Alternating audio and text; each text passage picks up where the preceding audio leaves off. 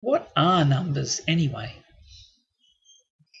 Everywhere else in this course, and in most of the rest of your life, you've seen numbers being used for practical utilitarian tasks. From your youngest days, you used whole numbers to count physical objects. For accounting and business, we have to include zero and negative numbers, and for that matter, decimal numbers too. We use division and fractions when we have to share things fairly. You see how all these things are utilitarian? We use numbers only to achieve other things. So let's try being philosophers instead. I want you to forget usefulness for a little while and just consider numbers and mathematics for its own sake. I would like, if I may, to take you on a strange journey. Suppose we start with whole numbers, things we can count, physical objects. And if we get more objects, we have to do addition. Okay, but now I can ask a question like this one. What plus 4 gives me 4? Which is the same as asking, if I start with 4 objects and then give 4 away, how many objects do I have left? I need a number to represent not having any. 0. This is called a problem of closure. There are questions I can ask that don't have an answer. Whole numbers are not closed under addition and subtraction. Let's go another step. If I have 3 things and then give 4 away, how many do I have left? If I take 3 steps to the right and then 4 steps to the left, how far am I now from where I started? I need a way to represent the opposite side, negative numbers, integers. But actually, these are still very concrete real-world examples.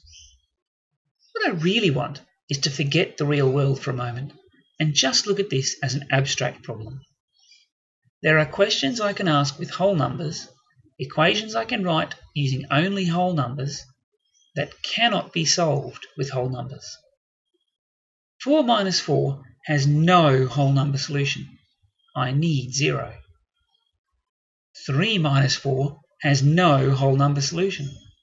I have to invent negative numbers to answer these questions. I need negative numbers.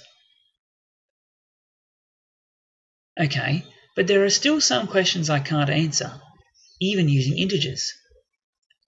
What multiplied by 4 gives me 3? That's the same as asking, what's 3 divided by 4? How many times does 4 go into 3? You see, there's no possible integer solution to this. I need fractions. I need rational numbers to answer this question. Okay, so far so good. But what about this one? What squared is 8? What multiplied by itself gives me 8? It turns out that the answer to this question cannot be written as a fraction. It is, in fact, irrational. It cannot be written as a fraction, and it cannot be written as a decimal, or at least not one that I can write down exactly. So what, you say? Who cares about irrational numbers? They're just an abstract idea. They don't exist in the real world. Well, actually, they do. Here's an example that actually got people killed in ancient Greece. Suppose I have a right-angled triangle with 2 sides each 2 meters long. How long is the third side? How long is the hypotenuse? It turns out that if you measure the 2 sides exactly as 2 meters, then you cannot use the same ruler to measure the third side exactly. Its length is irrational. In fact, it's the same as the answer to that previous question. Whatever it is, if I square it, I'll get 8. Now this idea, that the length of a physical object could be irrational was distasteful to the ancient Greek philosophers. They liked things to be aesthetically pleasing, logical, harmonious was their word. Irrational numbers didn't fit in with their mathematical beauty. And so, the story goes, there were even murders committed to stop people from talking about them. Here's some more irrational numbers. Suppose I take a circle and divide it exactly in half through the middle. If I measure carefully around the circumference, that's the length around the curved outside edge, and divide that by the diameter, the distance across the middle, how many times does the diameter fit around the edge?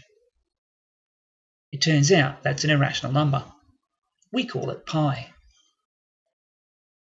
Another example from abstract mathematics. 2 to what power gives me 3?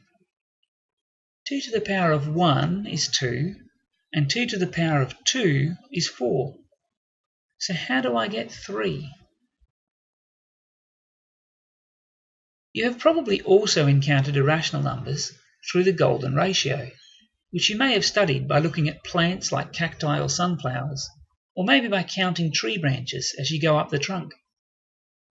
Irrational numbers are also fundamental to our Australian paper sizes. But does it matter, all this? Do we have to know these numbers so precisely?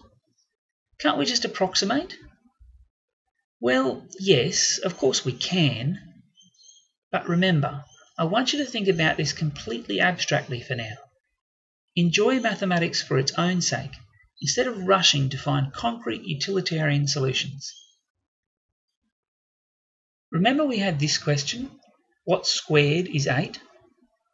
We define this number to be the square root of 8.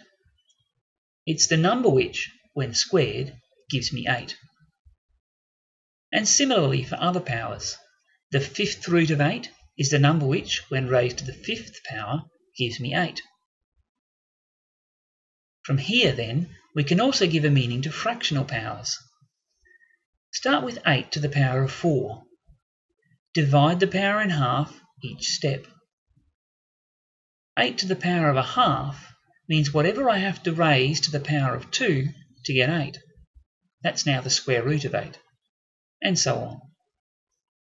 The precise details of surds are beyond the scope of this course, but you should know about square roots.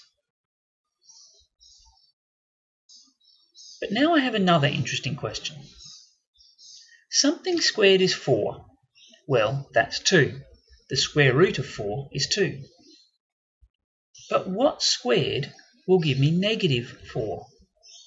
It's not negative 2. Negative 2 times negative 2 is positive 4. How could I end up with a negative number by multiplying something by itself? So what we do is create a new kind of number, complex numbers, also called imaginary numbers. We define a new number to be the square root of a negative number. This is just ridiculous now, you say. Who would even do such a pointless thing? But actually, complex numbers are absolutely essential to studies and professional practice in the fields of engineering, particularly electronics engineering, physics, and of course abstract mathematics. And even if you yourself don't think it's very useful to know about, remember that some of your future students will become engineers, physicists, mathematicians.